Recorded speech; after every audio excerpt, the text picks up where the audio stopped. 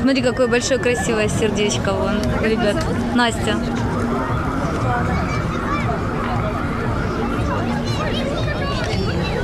Причем у них много больших, сейчас они как зажгут все, это будет очень красиво.